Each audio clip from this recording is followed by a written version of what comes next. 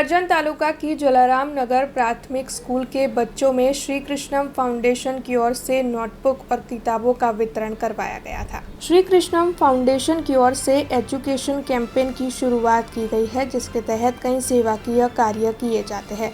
उसी के तहत करजन तालुका के जलाराम नगर प्राथमिक स्कूल के 650 जितने बच्चों में फाउंडेशन की ओर से नोटबुक और किताबों का वितरण किया गया था।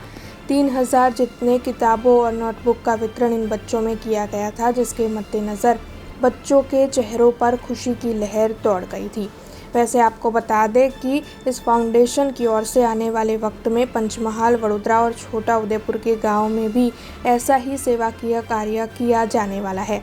तब श्री कृष्णम फाउंडेशन से जुड़े हुए मिताली, भार्गव, पिंकल, नेहल, आकाश, भारती, ध्रुमिल, भूमि, नील, ओम और अनुज इस दौरान करजन के जलाराम नगर प्राथमिक स्कूल पर मौजूद रहे थे। श्री कृष्णम फाउंडेशन द्वारा आज रोज करजन तालुकाना जलाराम नगर प्राथमिक शाळाમાં ધોરણ 1 થી લઈને 8 સુધીના બાળકોને નોટબુક અને ચોપડાનું વિતરણ કરવામાં આવ્યું હતું।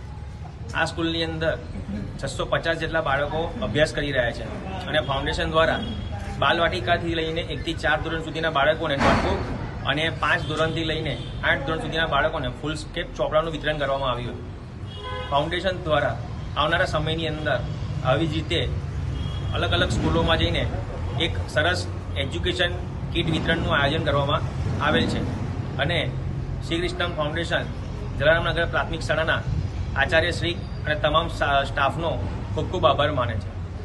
શ્રી કૃષ્ણમ ફાઉન્ડેશન દ્વારા થયેલ આ ઇવેન્ટની અંદર ફાઉન્ડેશનના 15 જેટલા સભ્યો હાજર રહ્યા હતા અને આ ઇવેન્ટને એકદમ સરસ રીતે પાર પાડી હતી। આચાર્ય જલારામનગર પ્રાથમિક શાળા તાલુકો કરજણ જિલ્લો વડોદરા આજરોજ કૃષ્ણમ ફાઉન્ડેશન વડોદરા દ્વારા અમારા શાળાના બાળકોને 1 થી 4ના બાળકોને નોટબુક અને ધોરણ 5 થી 8ના બાળકોને ચોપડાઓનું વિતરણ કર્યું છે, જે અંદાજે 650 જેટલા બાળકોને આ સંસ્થા દ્વારા આ વસ્તુઓનું વિતરણ કરવામાં આવ્યું છે।